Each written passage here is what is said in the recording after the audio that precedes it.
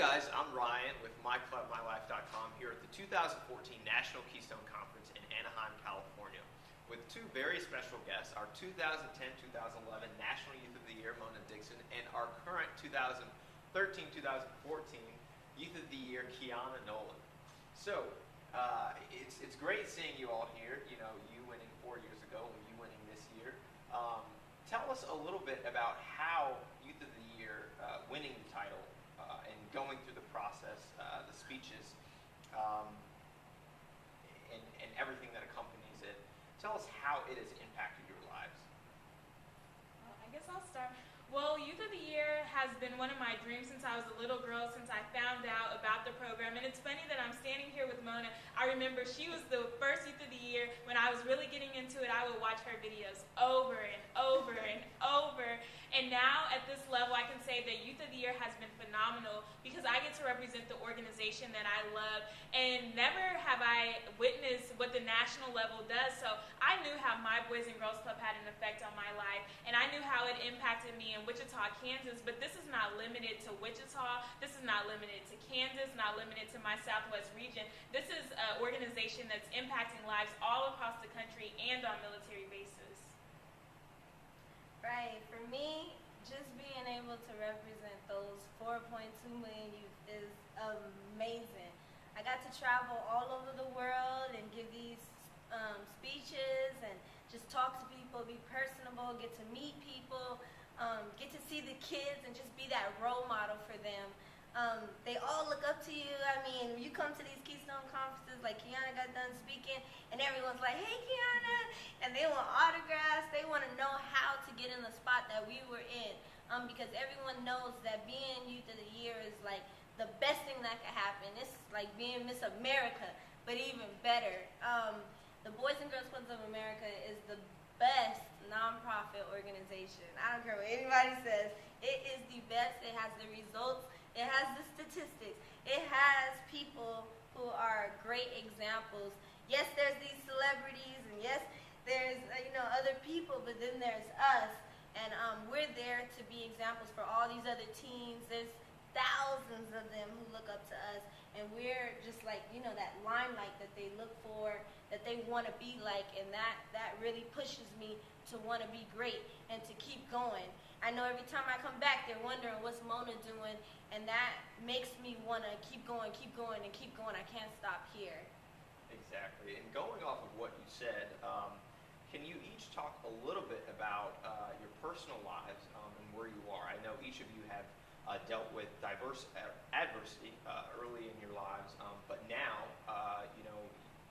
we look at you and don't think, we probably wouldn't even think that you had experienced it.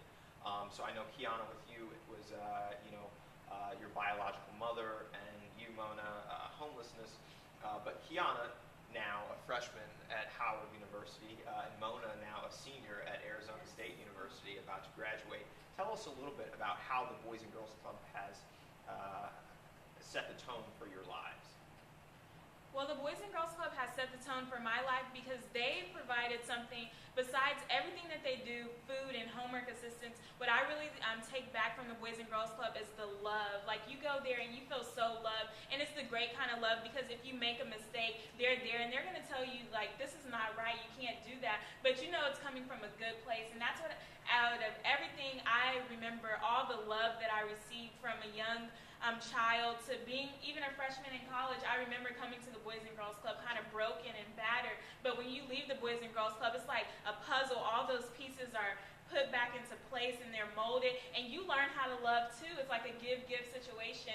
So the Boys and Girls Club, they've been in my life helping me with academic support. I am a freshman at Howard, and I couldn't have done that without the help of the Boys and Girls Club, and I just feel like they've given me so much life. Like, I can smile and I can laugh because the Boys and Girls Club taught me to be joyful and happy.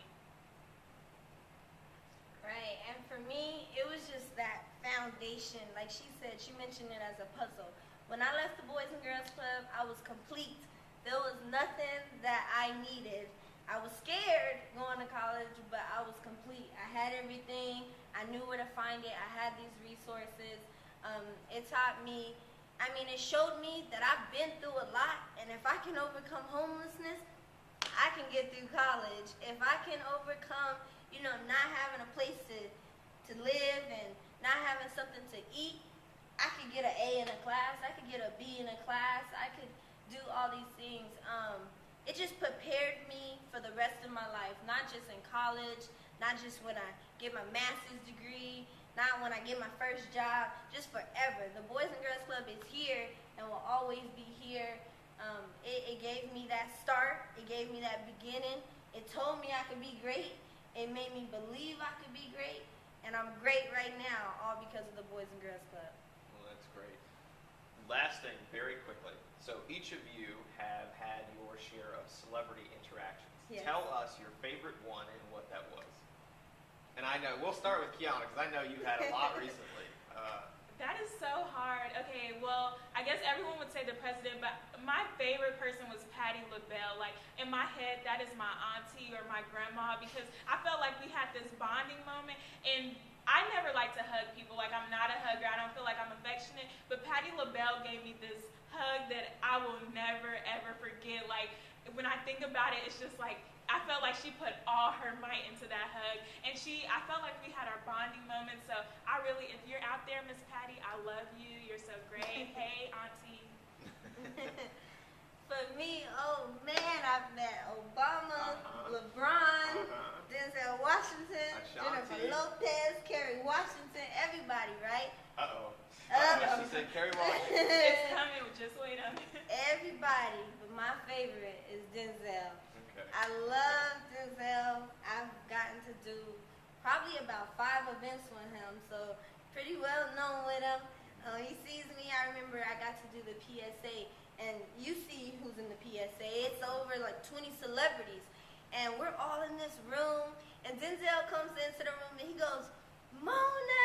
And I'm like, oh my goodness, like all these people, J-Lo, Sugar Ray Leonard, Cuba Gooding Jr., everybody's in there. He comes in there and does that, and I'm like, oh my goodness, like he's so great. And I remember there was one time where everyone's snapping pictures with him and doing all these things, and he's taking pictures, and then finally, but he wasn't really looking too happy, and then I was like, hey, and he was like, Mona, and he got all excited, and I was like, how are you? He's like, I'm okay now. So, like, he is my favorite person. He is the best person to represent Boys and Girls Clubs of America, and I love him with all my heart. All right, well, you heard it first here with our 2 National Youth of the Years. I'm Ryan. Thanks for watching.